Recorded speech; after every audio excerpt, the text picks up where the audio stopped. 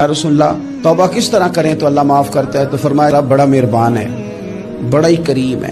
وہ تو کسی بندے کی اونٹنی اگر کبھی گم ہو جائے صحرا میں، اور اس طرح گم ہو کہ پیسے بھی اونٹنی پہ ہو، کھانا بھی اونٹنی پہ ہو، کپڑے بھی اونٹنی پہ ہوں، علاقہ بھی صحرا کا ہو، اور اس نے کسی ٹہنی کے ساتھ باندھی ہو، پھر وہ سو جائے، سو کے اٹھے تو اونٹنی غائب ہو۔